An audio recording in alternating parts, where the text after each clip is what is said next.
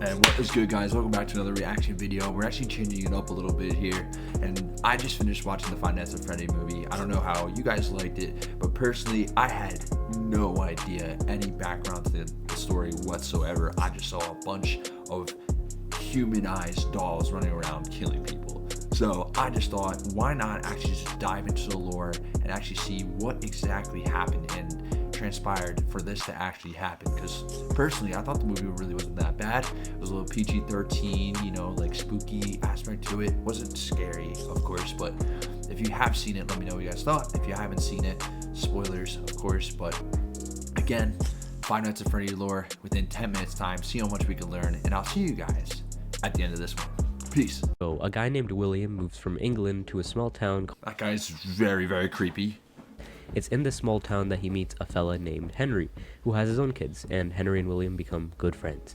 They decide on a business venture to open up a family diner that sold cake, and with the main attraction being these two animatronic suits that can... See, this reminds me of Chuck E. Cheese, and I was always terrified of Chuck E. Cheese, so immediate red flag. It'll be important later. Henry wore the Freddy suit, and William wears the Bonnie suit. Fellas, and they're wearing it. Fazbear's Family Diner, so much so that they open up another branch called Freddy Fazbear's Pizza, where he creates 4 new animatronic... Yeah, this is literally a copy-paste of Chuck E. Cheese. But what we don't know about William Afton is that he's a crazed lunatic, an absolute psychopath. It is for this reason that it's assumed that Henry created an animatronic called the Puppet to protect his daughter Charlie. Slenderman. One day in Freddy Fazbear's Pizza, Henry's daughter Charlie gets locked outside of the pizzeria. However, the puppet can't save Charlie as it's stuck in a box, and as William Oh my god! ends up murdering Charlie and dragging her into an alley. Once the puppet What? You got a little girl? decide to protect Charlie, only to find her dead. What happens next is that Charlie's spirit inhabits the puppet, so it's now possessed. Yeah, see, this is when it starts getting spooky. Child. Now, while all of this is going on, let's focus on William Afton's family. He has 2 sons and a daughter, but right now let's focus on the boys. The small one is Evan and the older is Mike. Evan is scared of the... Nice name. Sees this as a wonderful opportunity to prank Evan. On Evan's birthday party, Mike, the older brother, decides to put Evan near the mouth of an animatronic version of Freddy to give him a big kiss. What happened instead? Wait, what? Wait, is it eating the kid? Tears, which ends up causing the Oh my god! William's kid like a Big Mac, killing him, thus marking the bite of 83. The death of his youngest son was enough to spiral William Afton's mind into even more chaos and psychotic behavior. He ends up luring 5 children into the safe room of Freddy Fazbear's Pizza. Luring 5 children? That's not creepy whatsoever. What is this? You may ask. Well, when Afton was designing and specifically designed to fit children inside of the animatronic. Okay, so this is the part they actually bring this up in the movie too. It's the children, but there's 5 children and 4 suits. Where would the extra child go? Well, the extra child was stuffed into the Golden Fredbear costume. So now we have 6 kids that have their souls stuck in animatronics. Shortly after, Afton ends up getting fired from his own company and the restaurant is closed down due to health violations. However, William Afton didn't stop there. After the closure of Freddy Fazbear's Pizza, he decides to make a new company called Afton Robotics and creates a new location specifically designed to murder children. What? See, some people are just sick in the head. Like, why do you, first of all, why you have to kill people to begin with? Like, kids? What'd they do to you? Remnant, which bonds your soul onto something. This is basically how the missing children and Charlie were able to possess the spirits of animatronics. And plus, it's already red flag too. The fox has a hook for a hand. How is that attractive whatsoever to children or people in general? So now we know that That's just terrifying. is doing something not really important right now, but maybe later. Anyway, Elizabeth, Afton's daughter, is here at this private party to unveil the new location in the franchise. Get it? Baby, and yeah, she gets folded like a lawn chair. Yeah, typical. This Baby Pizza World was shut down due to a gas leak, but rest assured, he still kept the animatronics open for rental. For what reason? Well, you remember this guy, right? Afton's only son?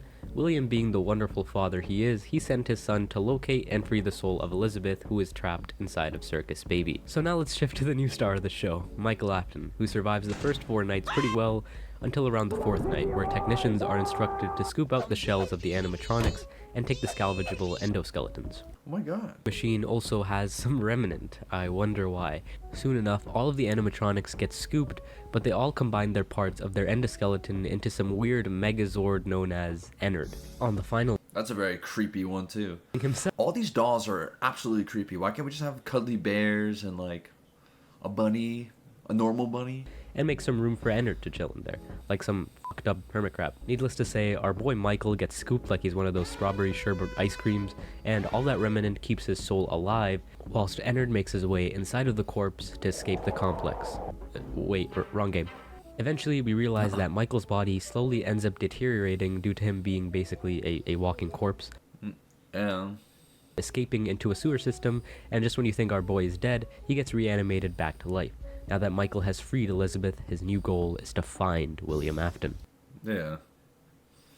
The guy ruined his life. While all of this is happening, William decides to go to the original abandoned Dude, this place is so creepy, bro.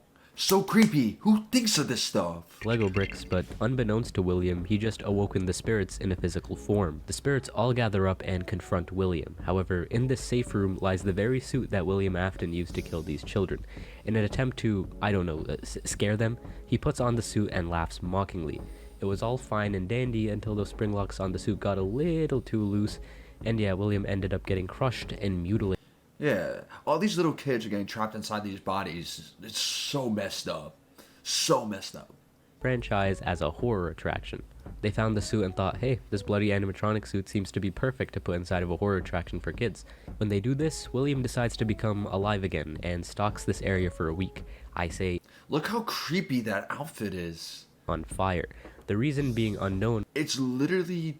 Look at it. It's ripped to shreds. And look at its toes. Set the fire in Nice. an attempt to try and kill William. That's not creepy. Look at that.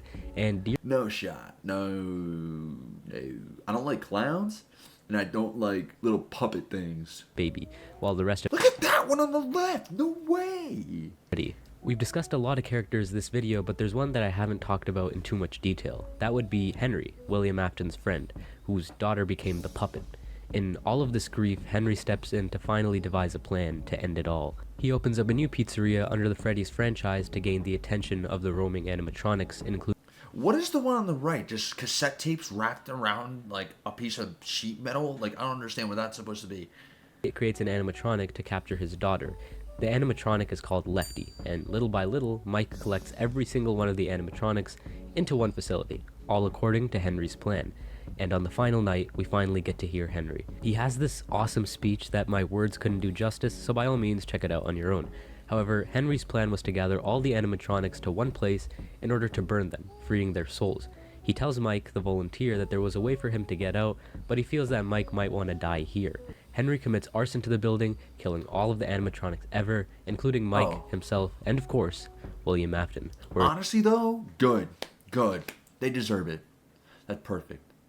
We finally get a peaceful ending, all loose ends finally tied together. How peaceful. Those poor kids got absolutely...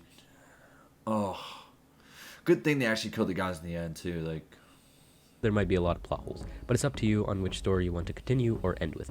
Anyways, it said that before William died, he uploaded himself virtually onto binary code, and when they develop a virtual FNAF experience, William's conscious enters through code and now is in the virtual game. He's able to use his power to slowly take over people's bodies. William ends up finding a host named Vanessa to take control of, using her to create an alter ego called Vanny, which William can take control of. That's creepy. FNAF Mall is created. God, these guys really need to stop making FNAF branded things. And go figure, in this mall, 9 children are missing. Our main cast is the glam rock series of Chica, Freddy, Roxy, and this alligator who apparently jumped the living hell out of Bonnie and killed him. All you need to know is that these animatronics are in some way controlled by William Afton. Anyway, Glamrock Freddy ends up malfunctioning on stage because he is exempt from being controlled by William and he spazzes out. He wakes up near closing time only to spot Gregory, some homeless kid who presumably thinks that living in a mall with robot animals is a good idea. Can you imagine, like, you pass out and then you wake up to this bear in your face? No shot. I'd have a heart attack. basically end up stealing parts of animatronics to make Freddy stronger. To do this, they throw Chica into a trash compactor, snapping the alligator Monty into bite-sized pieces, and then promptly commit vehicular manslaughter on a fox.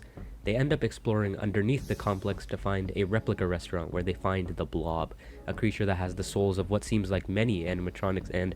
What is that? I thought you were dead. Anyway, William... Dude, this guy's unkillable. Children, so that's the reason why he wants to control all of the animatronics, is just to murder children. But after an epic... Yeah, you freaking weirdo. End up burning the entire complex whole, which probably won't work on William Afton. And right as William Afton is about to catch Gregory... Look how fucked this is, bro. Look at that. As you know it, the complex ends up getting shut down, and that's the ending. We get a beautiful ending, similar to the one of Pizzeria Simulator, overlooking a hill with a lot of corpses. I mean, the ice cream, though, does look really good. Sure.